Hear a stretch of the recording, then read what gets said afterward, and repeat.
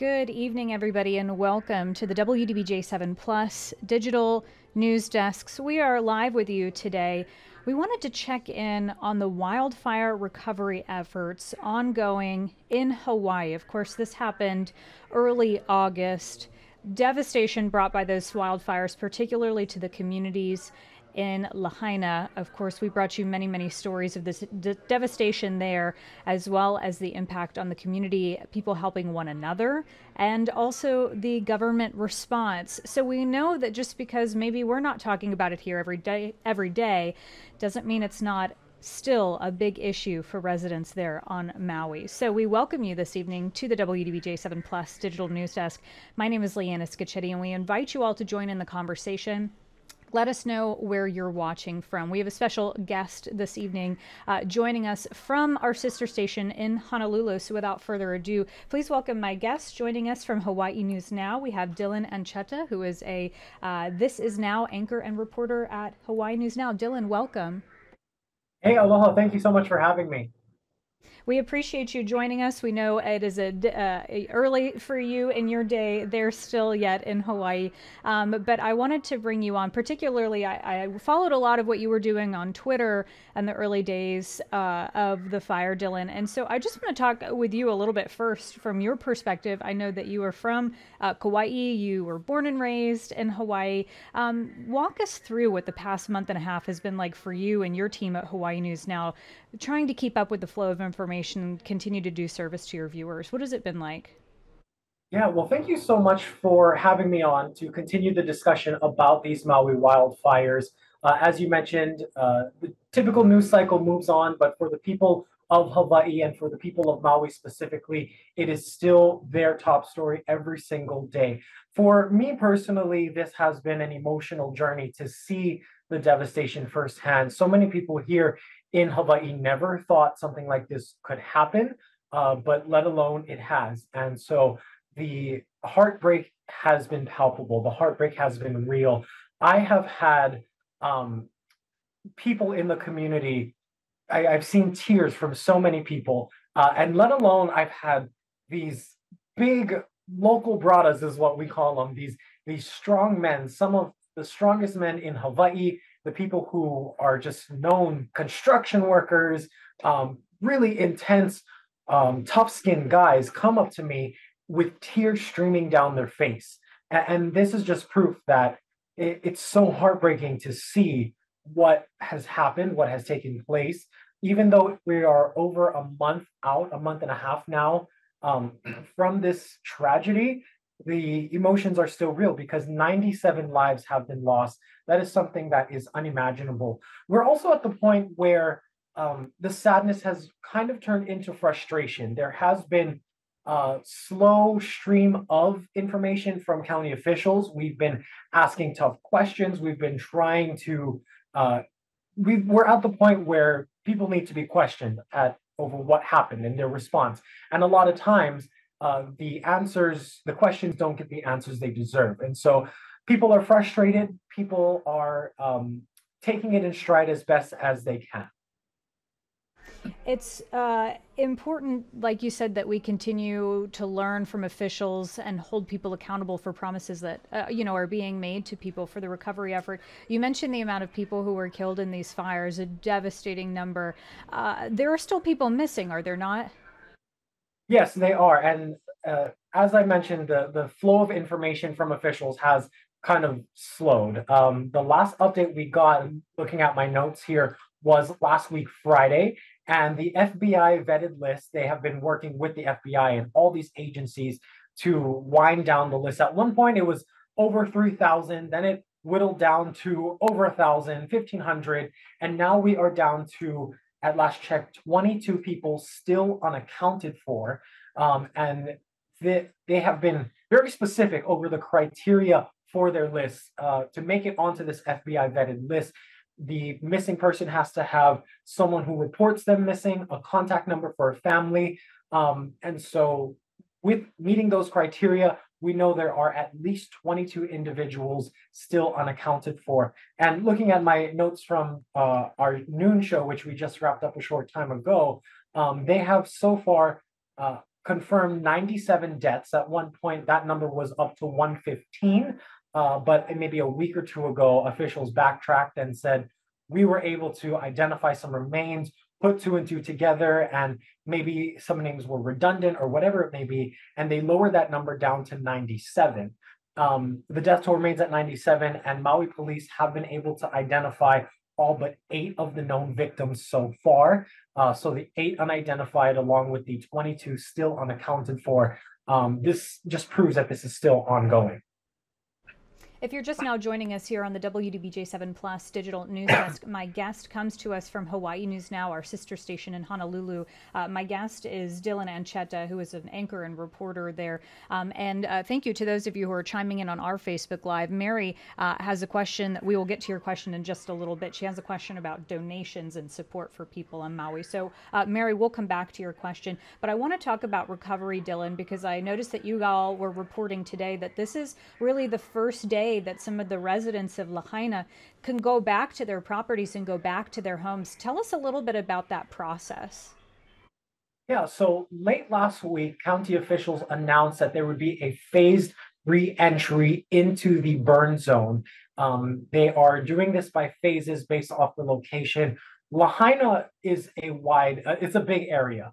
As you can see by these images here, we're talking at least I believe it was somewhere between 3 and 5 miles of just utter devastation, and homes, businesses have been completely destroyed. And so the county came up with a plan to allow a phased reopening. Of course, the hardest hit areas, Front Street being one of them, is probably going to be the last areas to be allowed.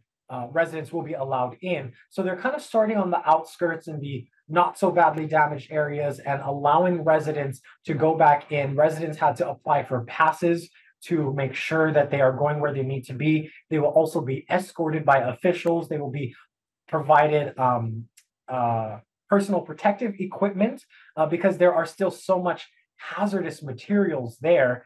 The EPA has also been on the ground working to clean up all the toxic materials, melted metal, wires, car batteries, all these dangerous things. And so our team has been on the ground there ever since this happened. But this morning we spoke to one kupuna, a grandma with her granddaughter. It was an emotional interview. Our reporter Casey Lund asked her how she was feeling, and immediately the emotions choked up in her, and she could barely speak, just expressing that it's going to be tough to go back and find out what is left and what isn't left. Because keep in mind, aside from all these images that we've played on the news over and over, many residents have not been able to see their properties in over a month. And so they don't know, where is my property? What's left? Is the foundation standing? Is there a frame standing? They simply don't know. And so for those people going back today, they're going to have to brace themselves for the reality of this tragedy. I cannot even imagine being the fires happened August 8th. I cannot imagine being away from home for that long and not even being able to see it. So I can only imagine, like you said, yeah, what kind of day it's going to be. We talked about some recovery. There are still obviously a lot of people who are displaced. What is next for those people who lost everything in the fire? What kind of assistance are they getting now? And what do Maui officials think about the future of Lahaina? What direction are they headed? Good question. First, let's talk about the residents who have been displaced. They were put up in hotels in West Maui. That is the reason why officials have kind of said the rest of Maui is open, but West Maui is closed. The reason being they needed those hotel rooms.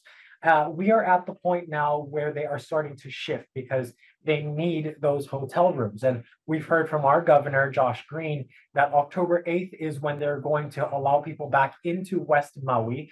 That has been met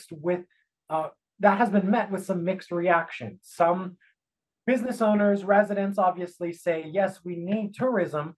But on the flip side, residents who still don't have a home are saying, well, if you're going to welcome back tourism, where are we going to go? Because people are getting letters saying the unit you're staying in will no longer be available. The governor has reassured people that they will not be displaced, In terms of specific plans, we do know the Red Cross has come out and said they're going to consolidate some hotel rooms, I guess, move some people into the same building, kind of open up one hotel while bringing them into the other. And so it's kind of all over the place in terms of how it is being met, how it's being handled. And also the October 8th being deadline, yeah, is Governor Josh Green is pretty firm on that. And so, well, I'm sorry, what was the other second half of your question? Yeah, where do officials, what do they envision for the future of Lahaina? Because that was, I understand, very important to Maui's history and to Hawaii's history in general as well. A lot of businesses, local businesses there. How do they see the future of Lahaina being developed? Yeah, we've also started talking about that with local community groups, community leaders. Um, Discussions around the future of Lahaina have kind of been a very sensitive topic because the governor has also come out and said, we will include Native Hawaiian voices. We will include the people of Lahaina, the residents. It will be rebuilt in the eyes of the Lahaina people. When he said that, some community groups also came out and said, we're waiting for the call. Where is the invitation to come to the table to discuss this? There have also been some worries about developers coming in, offering to buy homes from people, et cetera, what it may be. Another group in the government has said, we want a memorial, we want some way, shape, or form. So there's so many ideas swirling around right now, but there's no one, I guess, same page for everyone to be on because it's still so fresh. I think right now rebuilding is just the seed in the mind of everyone. But in terms of the future of Lahaina, we don't know specifics. We do know that they want to emphasize Hawaiian culture. Native Hawaiian communities say Lahaina used to be a thriving ahupua'a, which is the in ancient Hawaii, the system that ran from the mountaintops all the way down to the ocean. A lot of it were based around streams. The water would come down, give water to the communities that needed, the kalo farmers, the houses.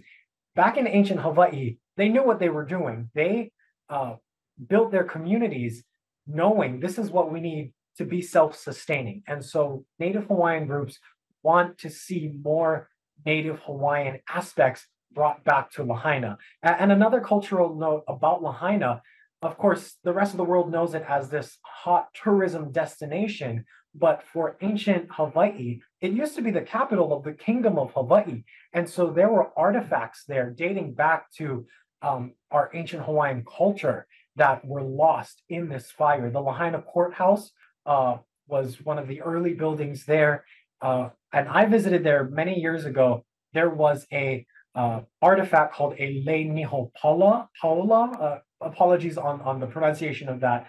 But essentially, it was human hair with a whale tooth hook. It was one of the most sacred artifacts from ancient Hawaii because whoever wore that had status in community. It was a spiritual thing to wear that. There was also a Hawaiian flag that was on display at the Lahaina courthouse, one that flew over the courthouse for many years. So just a lot of Hawaiian artifacts were also lost. And I think that's the importance of Lahaina. While it has been a tourist destination, we also have to focus and remember that this was a place for Hawaiian culture to thrive. I think that's so important to talk about because when we talk about those sensitivities that people have when they talk about the future, obviously it's not just their personal belongings, but their community belongings and the community sentiment that is being factored in as well. I want to go back to the tourism point as well because you had mentioned the October 8th, reopen date. Up to this point, this region of Maui has kind of been off limits for tourism. But what is, in addition, apart from maybe the people who have been displaced who are staying in the hotels and the timeshares, what is the discussion centered on the future of tourism and Maui? And I think it was maybe one of the mayors or officials that you all spoke with who said, we don't want Lahaina to be a spectacle, for tourists. What is the conversation about the future of tourism in Maui broadly? Yeah, so Hawaii has grown so dependent on tourism And I've heard from other lawmakers here in Hawaii, when COVID happened, uh, it was a chance for us to diversify our economy because obviously no one was traveling, and that hit the entire state of Hawaii hard. And one lawmaker here, Adrian Tam, who represents Waikiki, he's come out and basically said we missed our opportunity to diversify our economy. The fact that we are begging for tourists to come back has still proven that we are as dependent as ever on tourism. And that's just the nature of how Hawaii has become so commercialized over the years. But in terms of the future of tourism, Maui itself is a big place. In the weeks that followed, many residents said now is not the time to come to Maui. They did not feel that they could handle the influx of visitors. A lot of locals and native Hawaiians still kind of feel, this is an example with the hotel rooms when the survivors are being told, "Hey, heads up, you're going to have to move soon." A lot of people have said this is a prime example of our state, our resources being dedicated to tourism while natives and locals are still struggling here. But on the flip side, the future of tourism, our governor has been very clear. Come to Hawaii, just stay out of West Maui. And the entrance into West Maui up until today has been heavily guarded. As I mentioned, the residents being let back in are they had to acquire a pass to get into their zones. We do know National Guard, they were blocking off the entrance to Lahaina. So getting into Lahaina has been difficult, but it hasn't been impossible because we do know some people were able to make it in there. We have seen visuals, images of that area. But in terms of the future of tourism, it's going to be a long time before tourism is what it once was in Lahaina. Because again, that kind of goes hand in hand with the rebuilding. We simply don't know what rebuilding is going to look like, how long it's going to take.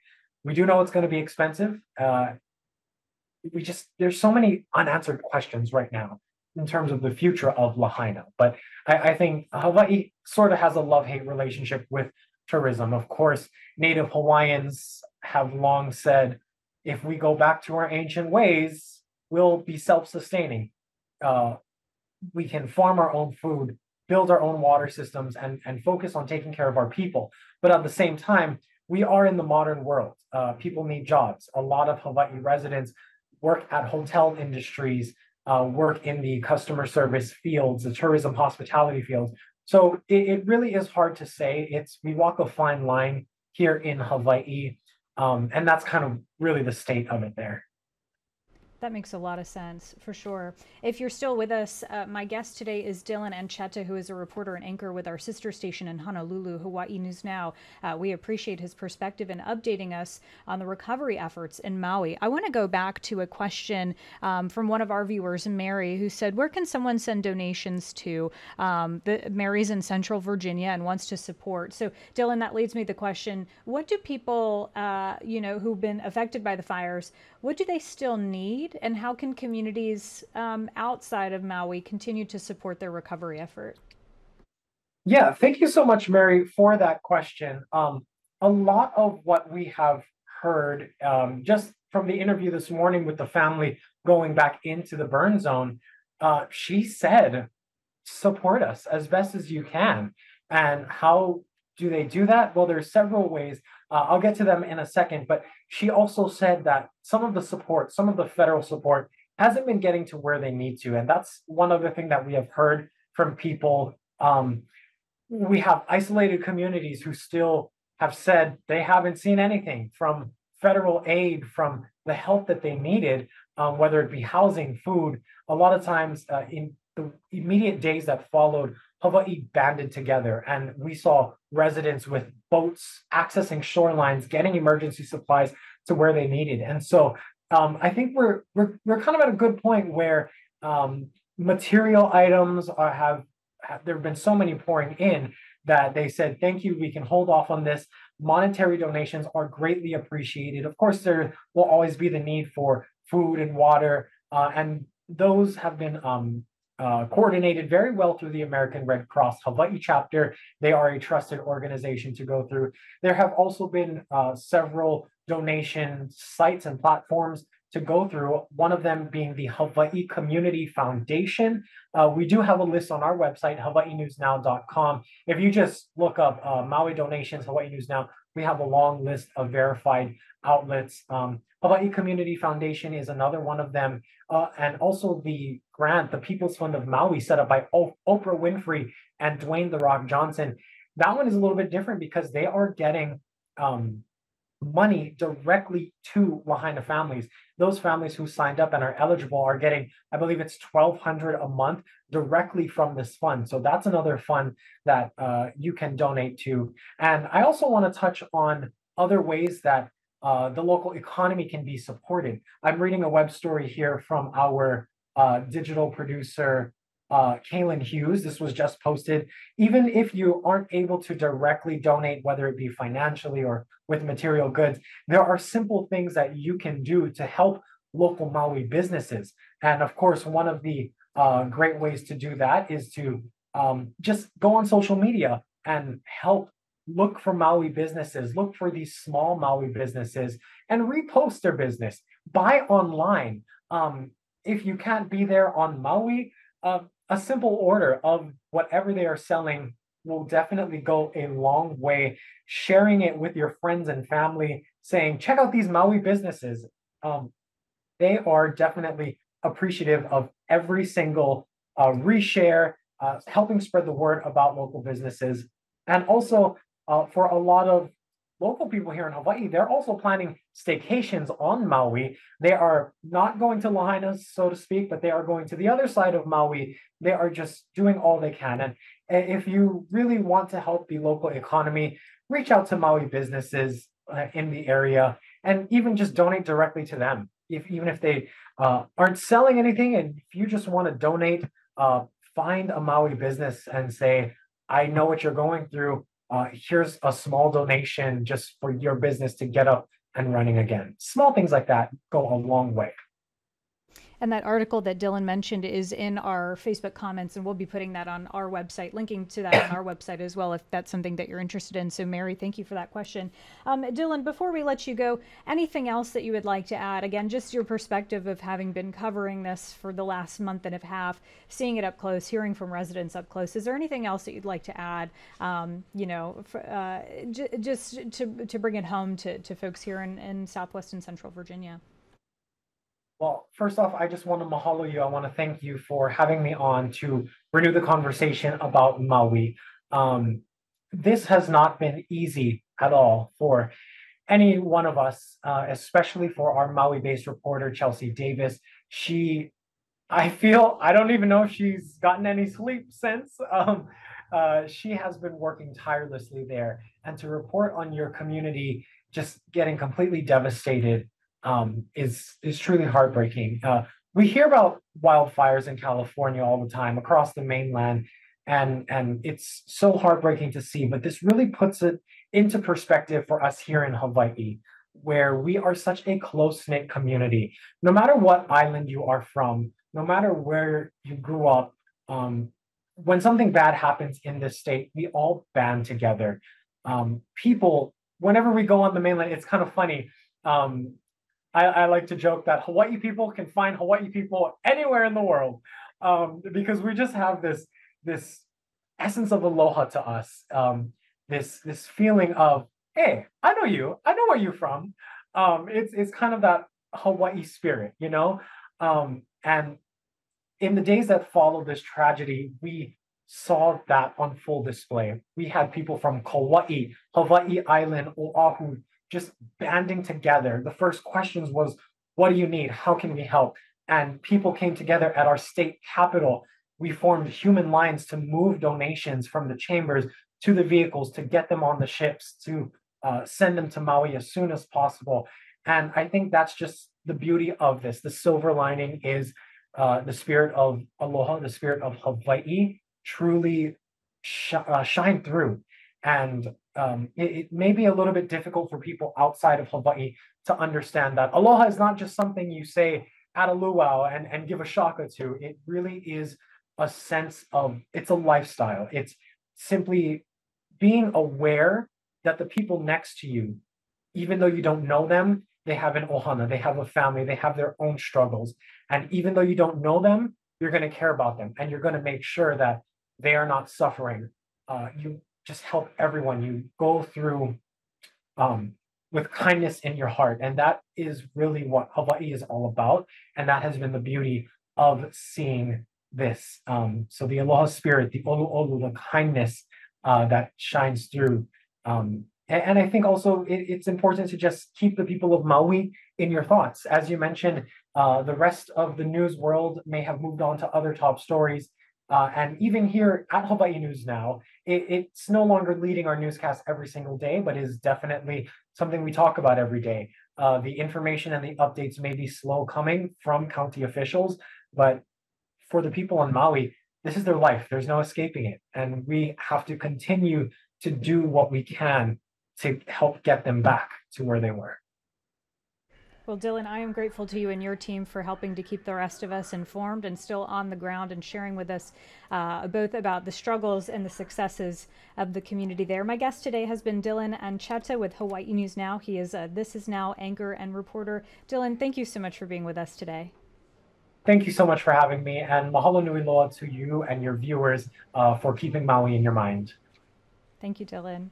And like I mentioned, we will have the links to those resources available on our Facebook Live right now, and I'll link to them on our website, WDBJ7.com. If you jumped in the conversation a little bit late, don't worry, you can go back and watch from the beginning as soon as our live stream is wrapped up. You'll find it on our Facebook page, our website, and our mobile and streaming apps. As a reminder, if you have any questions for us here on our digital news desk, or if there's something you'd like to see us cover related to the Maui wildfires, or something else entirely, we'd love to hear from you. Send us an email, WDBJ7plus at WDBJ7.com. And of course, we are keeping our thoughts with the people of Maui and all of our friends and our sister station in Hawaii. So thank you all for joining us this evening.